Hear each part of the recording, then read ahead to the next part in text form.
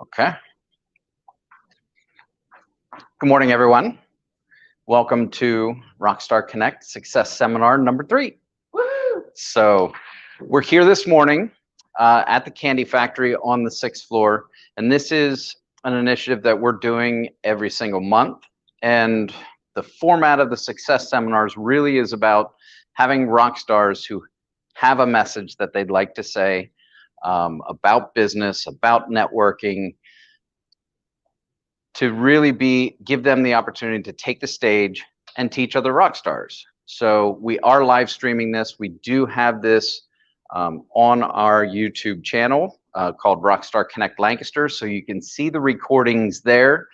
We know that there were, we started off this morning with a little bit more networking as we got all set up, and we do have that dual component. So it's not just a seminar, sit down in a classroom style. It's more of a lounge type format. It gives us the flexibility to be comfortable and for us to be able to listen to the seminar. So afterwards, we'll have some more time for networking, questions and answering, and we'll definitely, it's a good time. So keep your eyes peeled for the next one coming up in September. We don't have the dates or anything locked in yet, but if you have something that you want to teach about your business or about networking, etc., please reach out to me on Facebook, and then we can go ahead and talk about getting you set up for your seminar. But today, we're going to be talking about selling, but not only selling, it's selling now that we have experienced the past 18 months, and this thing called COVID has definitely changed the business landscape. So my dear friend Kyle Slaymaker from the Slaymaker Method is here to be able to share with us more about what it's like and maybe some tips on how to be able to take advantage of the changing situation and talk about selling in a post-COVID world. So we'll go ahead and get started. Kyle, welcome. Absolutely, Chuck. Thank you very much. Yeah. So for those that do not know me, for everybody watching at home or at work on their computers,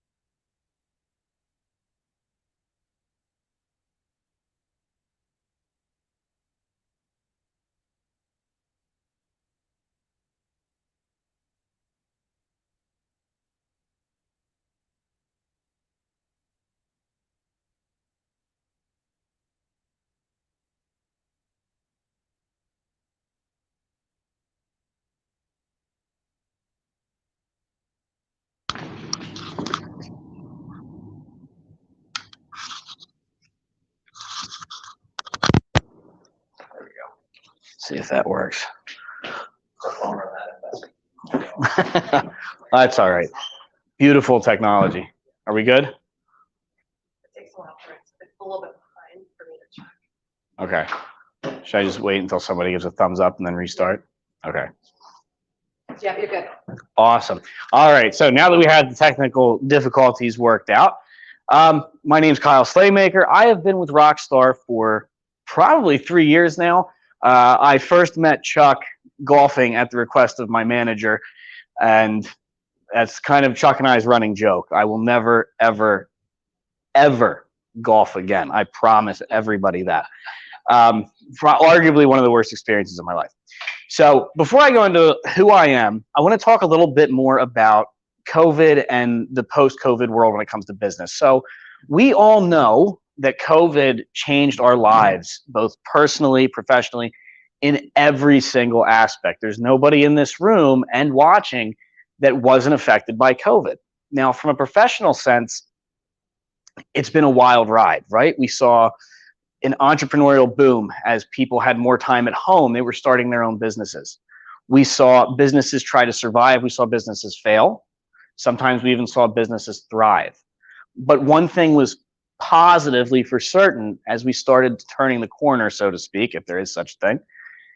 COVID has set us up for a business boom. The New York Times has reported on it. The Wall Street Journal has reported on it. I have said it for the past 18 months, that once we start turning the corner, people are going to be buying, businesses are going to be thriving, and it's going to be a very, very, very good time. Now, how do we capitalize on that? Sales. I know, you probably had no idea that's where I was going with it, right?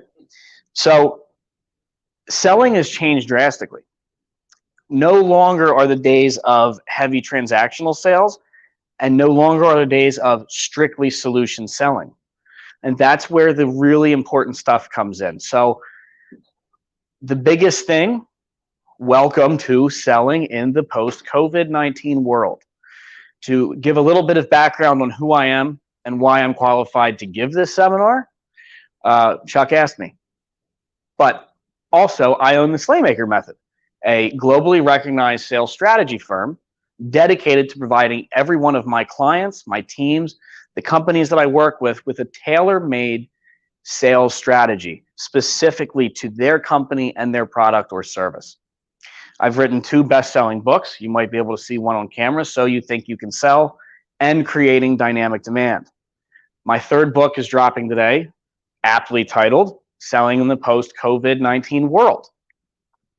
Each book is meant to be very digestible quickly in about 45 minutes to an hour so you can get back to your selling. Now, let's talk about how sales has changed.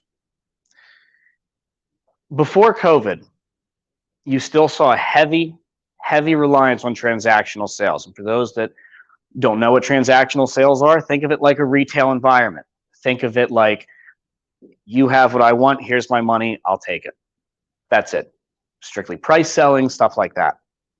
Then there are relational sales. Now, relational sales is what a lot of people are starting to prefer.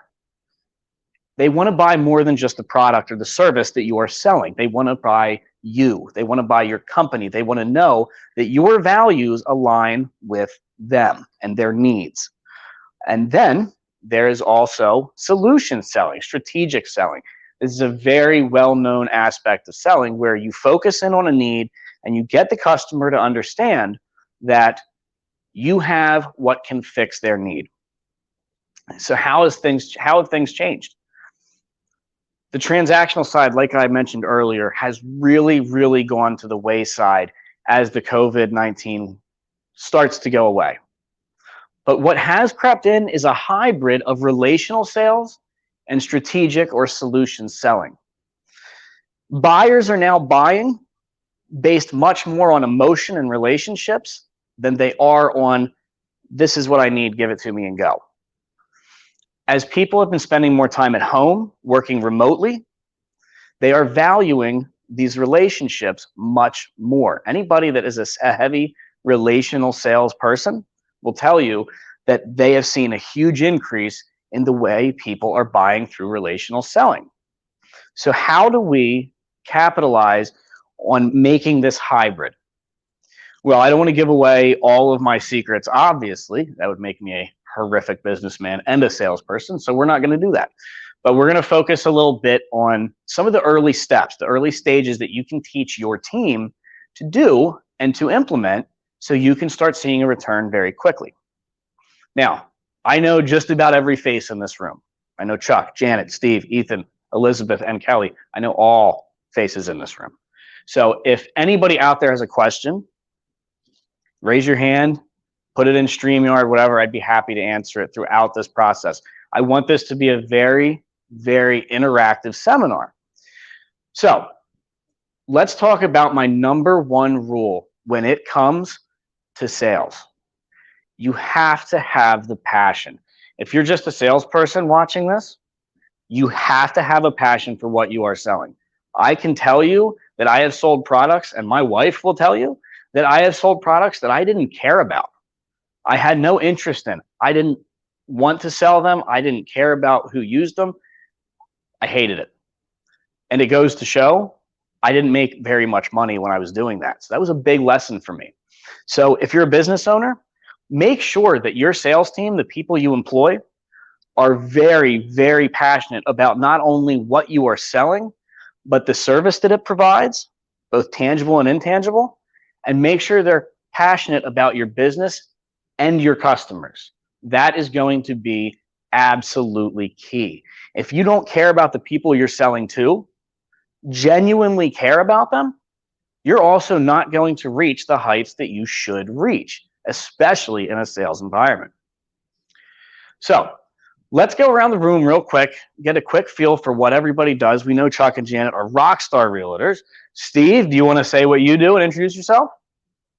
My name is Steve Adolph. I've recently taken a position as head of operations for a company called Liquid Smarts. We're also standing up a business offering called Operational Smarts, which talks to the core business processes within a business to ensure that as you grow your sales, the rest of your business grows with you so that you can be sustainable and scalable. We're also doing that with our company. And one of the reasons I'm here is because yesterday we literally came up with 2 additional business models that we want to pursue. And the question that my IT folks had as we were discussing it was, how are we going to sell this? Beautiful. See, for those of you that are watching in the audience, I consider that a prospect. Now, Steve and I will definitely have to talk offline so I can find out more about what he's doing. Does anybody else want to talk about what they do? We have a few others in the room, just sort of to introduce ourselves. I would imagine the woman in the back with the camera is probably a photographer, Kelly Johnson of Kelly Johnson Photography. And Ethan is absolutely incredible. He's got an incredible story that he likes to share. And the lovely Miss Elizabeth is a rock star autism specialist. I mean, was that what you would? I work with families for children and family development. So working with families who have children with special needs. I have a long history of working with children on the spectrum, which leads me to a question. Passion is definitely not my issue. I have a strong passion for what I do, but because of the aspect of working with families with special needs and working with families and how much passion I have for it, I do not sell well. Okay, well, full disclosure, Miss Elizabeth is my wife, so this is a question, a question that I kind of had a feeling was coming. So it's a very interesting point. When you have so much passion, can you allow that passion to blind you? Can you allow that passion to get in the way of going for the close, of really creating that dynamic demand? Yes, you can. But it is incredibly important to understand that at the end of the day, all the passion in the world doesn't mean anything if you don't actively sell it. If you think you have the best product in the world and you are just beating people over the head with it and you're wondering, oh my gosh, why doesn't everybody buy what I have? Well, it's because you're not creating the demand. And it is because you are letting your passion overcloud the rest of what you are trying to do. And I am speaking from very good experience when it comes to my incredibly beautiful wife. That happens a lot. She's amazing at what she does. There is nobody out there like her. I will absolutely tell everybody that. But sales terrifies her. So let's kind of segue. Is anybody in here truly afraid of sales? Is there some sort of aspect of selling that is a little fearful? Anybody? Imagine that Miss Elizabeth throws her hand after her question. Okay. All right. So let's bring it up to Kelly. Kelly, what are you fearful of when it comes to sales? Rejection. Rejection. Okay. Talk to me about that. What about rejection is scary? People saying no, I don't want your thing. And kind of like separating it, not taking it so personal, like realizing that they don't want my thing, not necessarily that they don't like me or Of course. So just kind of separating it. Yes.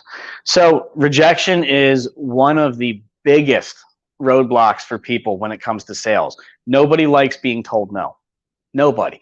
Even at this level of my career, I hate being told no. I can't stand it.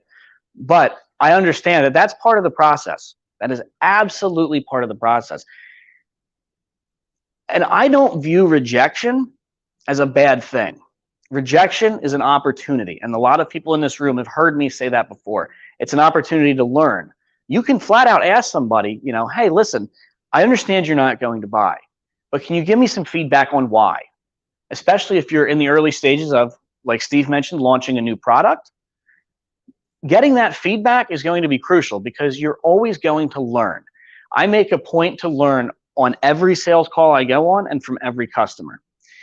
If somebody definitely does not buy from me, it may not be because I didn't do my job, which is where a lot of the fear comes in from. A lot of people think that if somebody says no, they're a failure at their job. Insanely false. This is sales, okay? People are conditioned to say no, and they've been conditioned over the past, I mean, however long ago the very first sale was made, which way longer than any of us was around. But as things have shifted into this relational solution selling hybrid environment, you're hearing no less and less. People are willing to give you more of an opportunity to discuss what you do. And as long as the demand creation phase is right and you handle it the right way, you're showing that customer that there's more than just, hey, we're going to fix your need, but I'm going to take care of you too. When you're able to truly convey that and communicate that to a customer, it's going to go a long way towards your closing rate skyrocketing and much less rejection. But remember, every rejection should be an opportunity for you to just figure out where you went wrong. I wrote about that actually in my first book, to where when I hear that rejection, my mind isn't thinking, Kyle, you screwed up, how dare you? It's, okay, let's figure out where I went wrong. Let's view this as an opportunity to go back, ask some more questions, and figure out exactly what I missed. What did this customer say that I didn't hear the first time? So another really, really good skill to have is active listening. Literally 2 days ago, I was in a Facebook sales group, over 100,000 members. And a question was asked if introverts make good or bad salespeople. And I will tell you that introverts make fantastic salespeople because they have almost innately one of the most important traits any good salesperson can have, and that is active listening. They listen to their customers. They provide their customers with a feeling that they care about them. They absolutely care about them. They make their customer feel like they are going to hang on every word and they are the most important person in the world. Here's a little bit of a secret. If you're talking to a customer and they're not the most important person in the world, make them the most important person in the world. I don't care what you're selling. I don't care how long you've been doing it. Active listening. Take notes, set agendas, make sure that you don't leave anything on the table. And yes, of course, I mean money. Which brings me to my next point. If you are out there and you are viewing every sales call as a paycheck or a commission, you're going to limit yourself. You have to walk into every call. I don't care if you're door knocking, social selling, cold calling. You have to walk in with the mindset that you are going to help that customer. It's not how much of a commission am I going to make? It's how am I going to better this person's life? I don't care if you are in a B2B environment, B2C, SaaS, anything. If your goal is not to go in and truly help that person or that business, again, you are going to limit yourself. So we talked about mindset. We talked about how much you need to care about your customer, how much you need to care about what you're selling. Let's get into the meat and potatoes of things. Let's talk about how you schedule your day. And let's talk about targeting. Now, I want everybody to raise their hand if they feel that everybody needs what they sell. To be fair, I was actually kind of like, I bet Chuck and Janet probably should raise their hands because they sell houses. But this is a very important thing. I mentioned earlier that some people think that absolutely everybody needs what they are selling, and they don't. okay? Your product, your service is made for a very specific kind of client. And you need to know that client. You need to understand like the back of your hand. You need to be able to describe your perfect buyer down to the T, from income level, location, geography, biography, everything you can think of.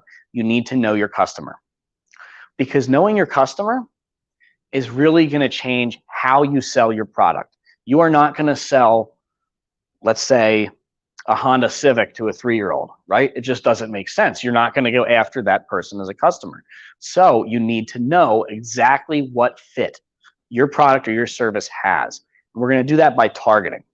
Now, we're going to take it narrowed down just a little bit. So I'm not going to give you the cliche sales funnel speech, right? But I am going to say narrowing down your target and knowing your audience is absolutely key to any sales day.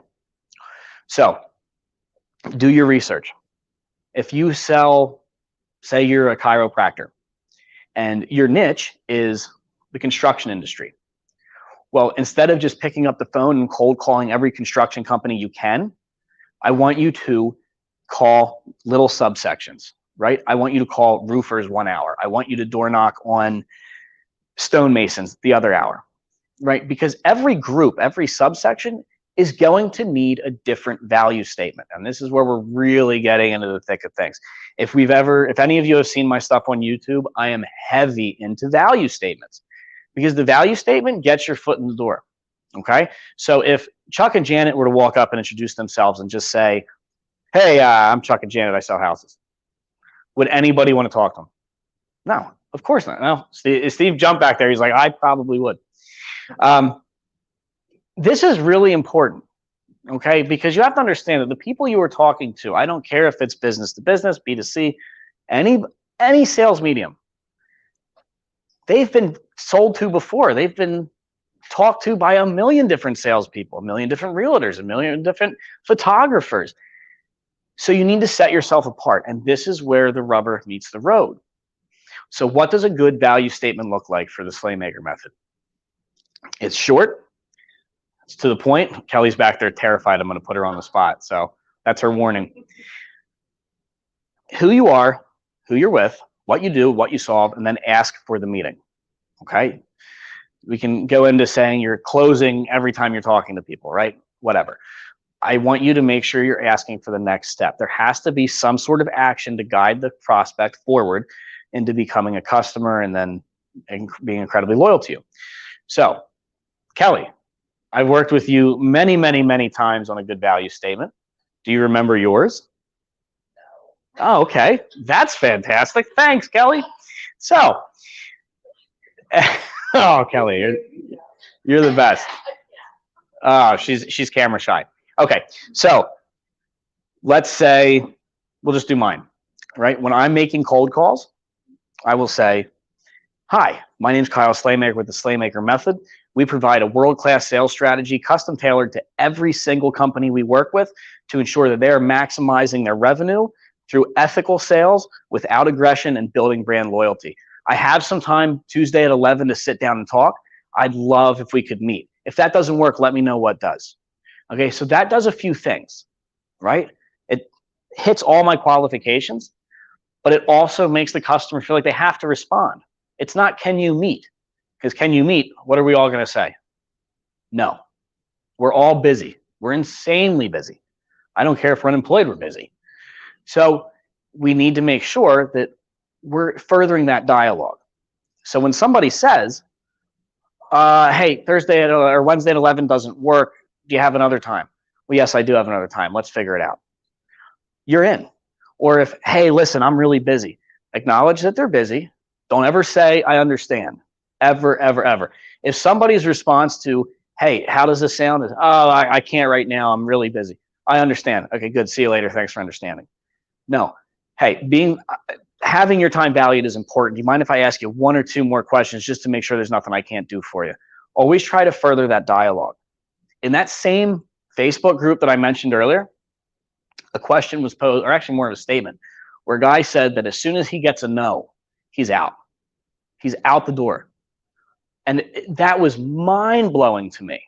Mind-blowing. If anybody has sold anything, Have you gotten a no? Yep. Exactly. Did any of you walk away at that no? Yes. Okay, all right. So Depends if the door slammed in my face. yes. So and that was my response. Where in the process is the no? Is the process an act, or is the no a rejection, or is it an objection? What's behind the no? There has to be something there that shows why they don't want to meet with you. Is it because you didn't deliver a strong enough value statement? Is it because they're terrified of change? Is it because they have spending concerns, budget concerns? There's so much that goes into these no's and these objections that need to be taken into consideration. So we talked targeting. We talked a little bit of the value statement. The biggest fear that I see, aside from fear of rejection, is putting yourself out there, which is along those lines of the fear of rejection, right? Cold calls, door knocks, we've done it all. I've done it all. What venue of sales makes people in this room the most comfortable? Is it cold calling? Do we love cold calls? No. Door knocks?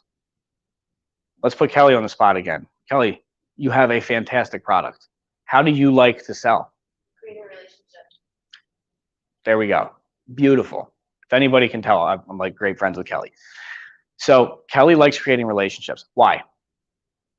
So that myself and the other person can get to like know and trust each other. Exactly. Trust is key.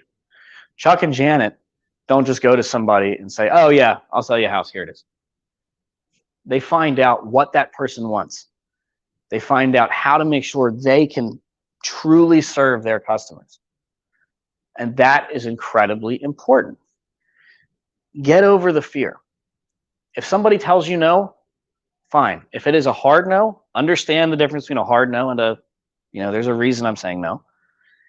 If it's a hard no, move on to the next one. Not everybody wants what you have. Not everybody is going to need what you have, but people do. If people didn't need what you have, you wouldn't be in business. So, yes, we have another question. I have a question about targeting your company. Yeah. Yes, Miss Elizabeth. So I've worked with children on the spectrum for 20 years, but in those years I've also worked extensively with like children with attachment disorders and children with emotional behavior disorders or learning support needs. Or grown man children. Yes. So many different like diagnoses that I struggle to target certain like autism because I do not want it to alienate other people who potentially use or utilize my help. Okay, so restate that in more of a sales type question. So how do you target specifically to who you're looking to work with without alienating other people who could potentially also? Okay, so there's a big difference between targeting and marketing, and that's what she's talking about, right? You can target anybody that you feel fits your ideal customer avatar, customer profile, whatever you want to call it. Okay, but when I'm talking about targeting, I'm talking about figuring out what you're going to say to certain groups, right? So what you say to, we'll say, one diagnosis is going to be different than what you say to another diagnosis, right? So it's not that you're alienating, it's just that you're knowing what to focus on at the right time. So I don't want anybody to ever try to prospect and sell to multiple different targets at a single time. Your selling block, let's say your hour or half hour, should absolutely 100% be devoted to that single specific target. Afterwards, at the next hour, you move on to the other one. You go to the next targeting. You go to the next vertical, the next market. I want to jump back to Steve. Steve, I see you writing away there. Steve's like taking as many notes as he possibly can. You said that you're trying to figure out how to sell this new product. Do you have a target in mind? Yes. Okay. So do you have a value statement in mind? Yes. You want to throw it down? So the target audience are venture capitalists. Okay. And the first value statement is if a venture capitalist is looking to invest in a company, we will go in and do an operational, a tech, and a sales and marketing assessment on that company before they decide to invest. And what we'll provide to the venture capitalists is a report on current capabilities, what they'll need to be sustainable and scalable, Okay. and the timing, the resources, and the costs that it's going to take to make them sustainable and scalable. That's the first. Okay. So before you go into the second one, got the ideas. I'm just going to throw my version of what that would be out there, right? Because we want it to be short, sweet, to the point, especially when you're dealing with venture capitalists, you're dealing with people that are insanely busy. So, hey, my name's Steve. I'm with Steve Industries. I help provide companies and venture capitalists with the ability to make sure that they have all the information necessary to ensure that their investments and the capital that they're about to inject into these companies is set up for as much success as they can possibly do, minimizing the risk. I have time at about Tuesday at 11. Let's meet if we could, right? Something that simple, that quick, to the point. Let's hear number two. Number two is our company walks arm in arm with the startup into the venture capitalist meeting with assessments already completed. And it includes all of the stuff that we just talked about, plus the plan to cover off on all of the holes in that company so that the venture capitalist will be buying a total package. So they're jazzed on what the product or service or offering happens to be. Plus, since it's a startup, we come in and say, and this is how we're going to make sure that this company is going to be scalable and sustainable as they grow their revenues. Okay, so I did your first one. Let's throw you on the spot. Using what you just said, knowing your product much better than I do, how would you deliver a value statement based off my framework? I'm Steve from Liquid Smarts. So this is a cold call, right? Yeah, just anything, whatever. Just your straight first thing you're saying to the prospect. I'm Steve from Liquid Smarts. Appreciate you taking my call. What we're looking to do is mitigate your risk of capital investment in companies by being able to provide a support team for the startups that are coming to you to ask for the venture capital. This way, we're going to be able to mitigate your risk and potentially increase the revenue faster, better than anybody else in the world.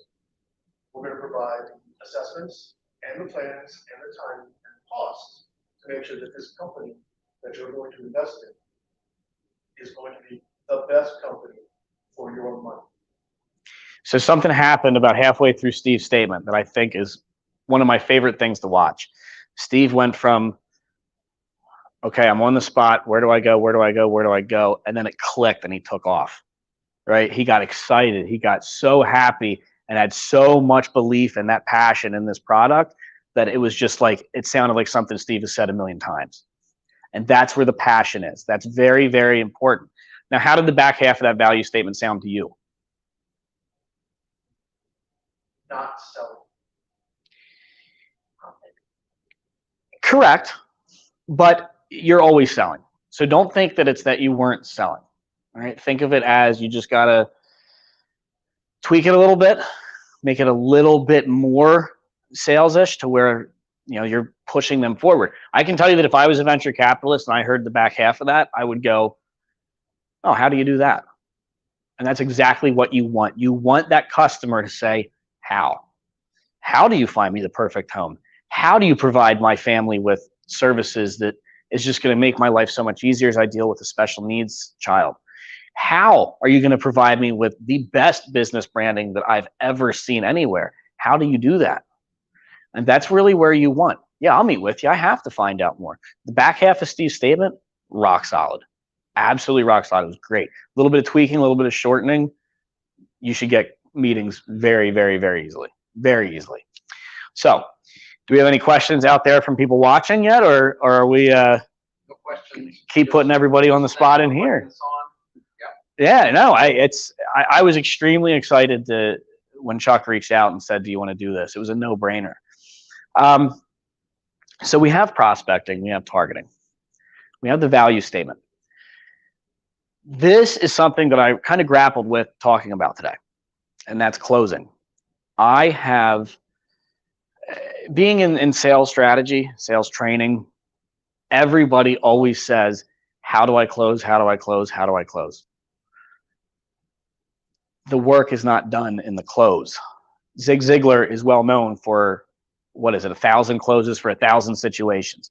No, absolutely not. Do you know how many closes I have? One.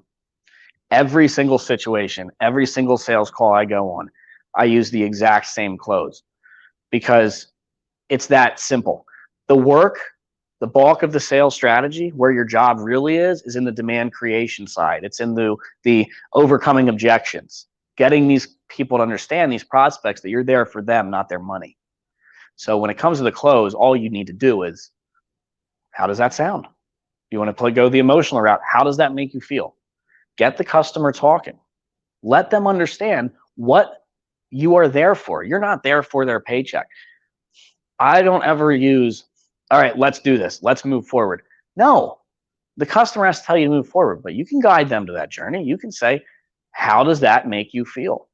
I love using how does that make you feel because it shows the customer that you really care about what they're thinking, not just if they're going to sign the contract, or you can talk about soft closes and stuff like that, but making sure that the customer and the prospect understands you are there to help them and you truly want to help them is where the hybrid from solution selling and relational comes in.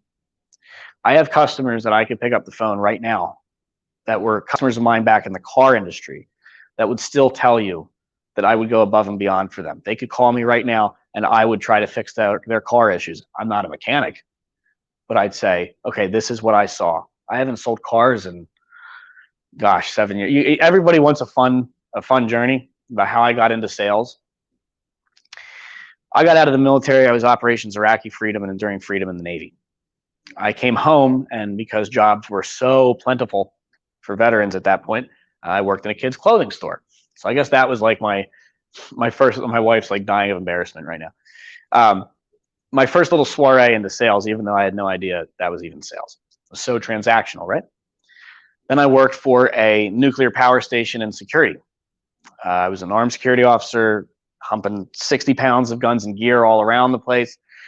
I hated it. I did it for 4 or 5 years. I was miserable. It was the worst job I ever had. It just wasn't for me. And we were driving down Manheim Pike with my girlfriend, now the lovely Miss Elizabeth, and a dealership had a now hiring sign placed out front. And it was like she squealed the tires going in. And I was like, oh, I guess this is where she's just going to leave me. She's dropped me alongside the road. This is it. And I said, what's going on? And she said, you're going to go in and you're going to apply. To what? What am I applying to? She's like, I can't take you being at that job anymore. I want you to go in and I want you to apply, and I don't care what the position is, just go. All right, well, I guess I don't have a choice here. I'm in jeans and a t-shirt, so I'm sure I'm going to get this job, right? I walk in, I apply, interviewed on the spot, hired almost immediately. He said, when can you start? And I said, look, this is your bad choice, not mine. I don't know anything about sales. I don't know anything about cars. This is a terrible decision for you to make. No. I think I made the right choice. Okay. Well, I can start as soon as tomorrow, I guess. It's okay. never happier to burn a bridge in my life when I called that plant and said, I'm done. I am out. Walked into the dealership, had to go through a little bit of sales training, and then I sold my first car. I was shocked. My license came in that day. I sold a car. Couldn't believe it. Then I saw the commission on my check, and I went, this is what I'm going to be doing for a long time. This is amazing. This is an awesome feeling. I felt so validated that this woman saw this in me when I didn't, and I loved it. So fast forward, I started learning something very valuable, and that is one cannot have too much sales training. I had a recent meeting with a very heavy-hitting sales trainer in Lancaster, and he said, there are bad salespeople everywhere, and most people don't even know they're bad salespeople. And that's true. That's absolutely true. And struck me really profoundly. And I thought about all the trainings that I've been through. I've been through Sandler. I've been through Miller Hyman, David Lewis, Grant Cardone, heavy, heavy hitters in the sales training industry. And I learned that even at this stage, running my own sales strategy company, being featured in the Central Pennsylvania Business Journal, being nominated for the 40 Under 40, I still learn every day. I make a point to learn from every single customer that I have, every conversation that I have.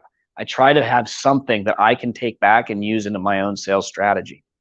So to start wrapping this up, I want to make sure that everybody understands that there is no wrong choice when it comes to sales training, sales strategy. I don't care whether you have one book you've read or you read 2 books a week on sales training. I don't care if you send your team to this firm or that firm, or you send them to all of them. Providing your team with the skills necessary to really capitalize on the coming boom is going to be 100% critical. And I promise you, you cannot have enough sales training. So with that, I know we're coming up a little past 9:30. I don't want people to get bogged down by watching me drone on and on and on. But if you have any questions, reach out to Chuck and Janet. They can get you in touch with me. I can be found at the Slaymaker Method on Facebook, Instagram, YouTube, TikTok, much to the chagrin of my teenage daughter, who is like mortified. But just so we're clear, I often get many more video hits than she does. So just so we're clear, I hit over 1,000 the first time, and she was like, what is this? It's like, I'm more popular than you, don't forget it. So can you recap, right? So selling Yeah. in a post-COVID world. Let's just hit fine points and. No, absolutely, Chuck's behind the screen. He doesn't want to bask in my glory. Yes. So COVID changed the way people are buying, people are selling, the way people have to sell. It is now a hybrid of relational sales and strategic and solution selling. We need to be able to uncover the need and get the customer to realize that not only what you have will fix their need, will solve their problem, but that you genuinely care about them and their business and what they're talking about. That is where the biggest differences are going to be made. It is bar none the truth. Like I said, Wall Street Journal, New York Times, McKinsey even released a study on it. It is the way of the future, as canned and hokey as that sounds. Listen to what I told you. Have the passion, have the targeting, know your customer like the back of your hand, know their problems, and be their solution. I don't want your product to be their solution. I want you to be their solution. And I tell that to every single one of my clients. You are the solution, not what you have, not what you sell. Those customers, those prospects need to know that nobody can give them an experience like you can give them, no matter what it is you are selling. Houses, family coaching, family services, photography, anything. You need to be the leader. So that, in a nutshell, is selling in a post-COVID world, which will also be available later on today on Amazon. I would be a horrible salesperson if I did not mention that book. So thank you, everyone, very much. Chuck, Janet, thank you so much for having me on. This was a pleasure and an honor. Thank you very much. Oh, yeah, you'll need that. It's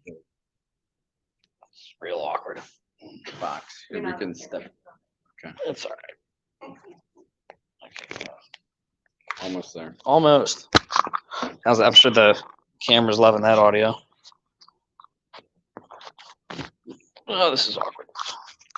Velcro and everything. Here, give me the box. Take the box. There we go. Okay, so thanks again, Kyle, for sharing with us, because it is different. And I think hearing what you had to say, I mean, Janet and I, we sell houses, and we look at it from a standpoint of relationships over transactions, because the relationship has to be established in order for someone to have that particular trust in you. So I really, what you said, you know, coming after COVID, there's definitely have that relationship and have the passion and lead with your values and communicate it very clearly, keep that sale moving along. I think it's very, very excellent. So as we wrap up this particular seminar part, we do have an upcoming Rockstar Connect Lancaster event. It will be live at Stubby's in Old Hickory. So head out Oregon Pike here in Lancaster. It's 6 to 8 o'clock on August 31st. We look forward to seeing everyone there. Gives everybody the opportunity to have a no pressure situation to be able to build those relationships. And maybe those relationships aren't a direct sale. Maybe they're not a particular prospect directly for you, but Rockstar Connect is about building relationships so we can have referral partnerships, and, you know, people knowing, liking, and trusting you will give them the opportunity to refer business to you and you vice versa. So thank you again. We're very happy that you're here, part of the Rockstar Connect community, and we'll see you on the 31st.